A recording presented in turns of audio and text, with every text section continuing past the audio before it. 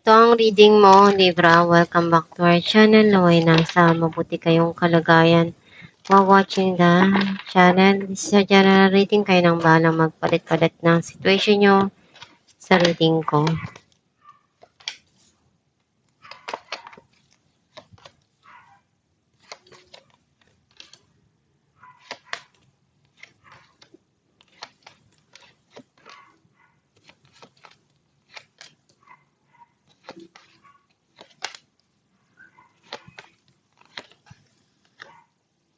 At the bottom of the deck, Queen of Pentacles. I feel like ang nasisense ko na energy mo, nakita ko na andun yung iniisip mo kung tama pa na gawin yung isang bagay na maglaan, mag-invest, ibigay kung ano yung kaya mo.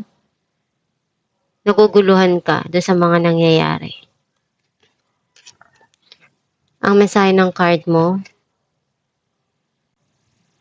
kontento ka doon sa mga dumarating sa buhay mo. Some of you, iniisip mo na may mga bagay pa na gusto mo pang maabot sa buhay, gusto mong maging stable yung income mo.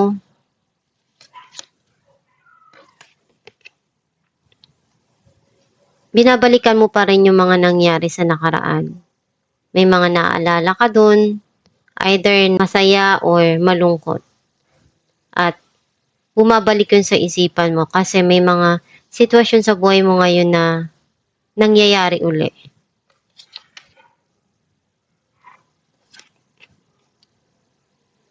Feeling mo may kulang. Feeling mo hindi na ibibigay kung ano yung gusto mo. Hindi na pupunuan.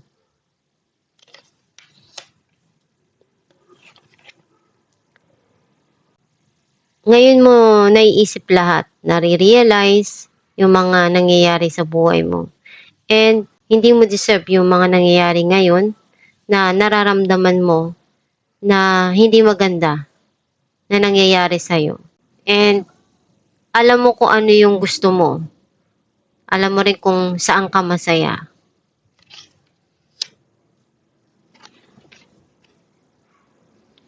Nagkakaroon ng pagtatalo at hindi pagkakaunawaan dito.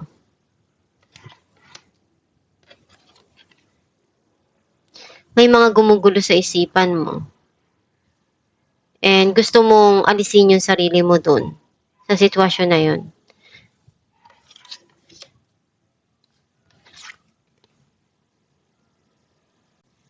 Dinadivert mo yung attention mo dun sa mga bagay na passion mo, kung saan ka nagiging masaya at nagiging busy.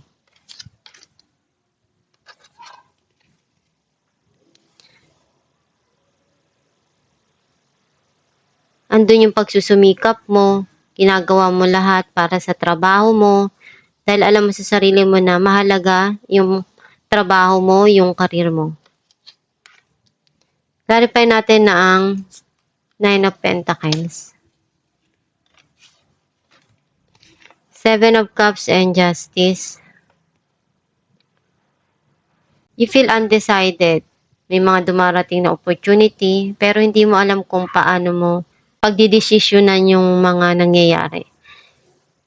And ngayon, naiisip mo na kailangan na bigyan ng tamang paraan, gawin yung kaya mo doon, kung ano yung kailangan na ibigay doon sa sitwasyon. Clarify natin ang Two of Cups, Ten of Cups, and the Tower. Nagkaroon ng lamat yung relasyon, kaya ngayon hindi maganda yung nangyayari. Nagkakaroon ng pagtatalo doon. Clarify natin ang Five of Wands, King of Wands, and Seven of Cups. May mga bagay na iniisip mo ngayon na kailangan pagdesisyonan. Pero hindi ka pa handa kasi magulo yung isipan mo and nag-struggle ka dun sa situation. Clarify natin Knight of Wands,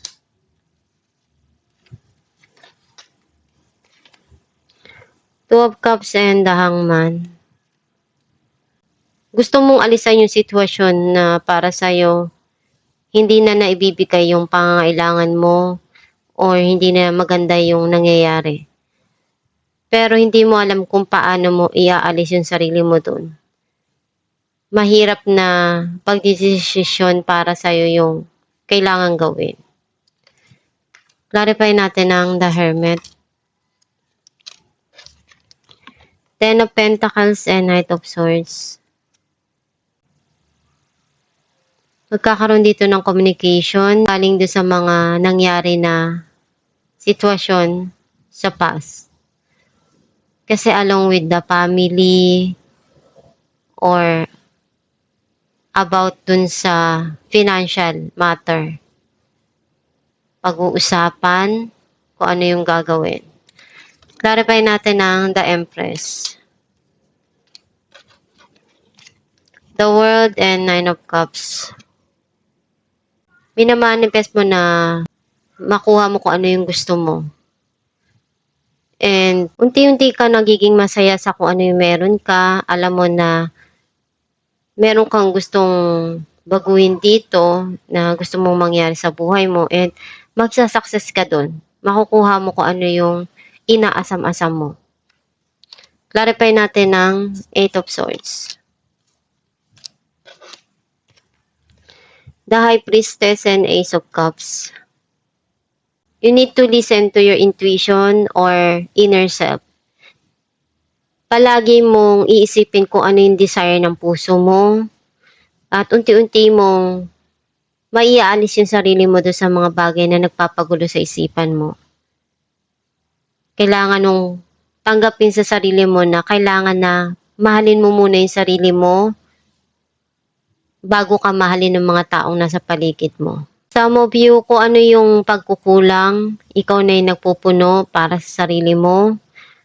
Kung ano yung pagmamahal na kailangan mo, ikaw na yung nagbibigay. Clarify natin ang Eight of Pentacles. Seven of Swords and the Hierophant. Isa sa nagpapasaya sa'yo yung trabaho mo, yung financial mo, kung paano mo palaguin or paano kakikita.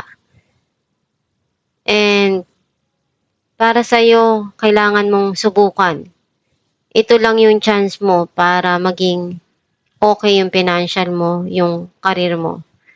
Gusto mong maging stable yung trabaho mo, yung makukuha mo kung ano yung ibibigay mo yung pangangailangan ng mga taong mahal mo.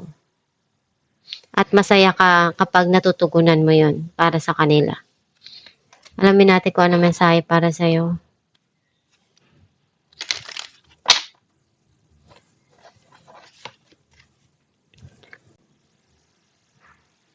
I release time and let the universe show me what to do.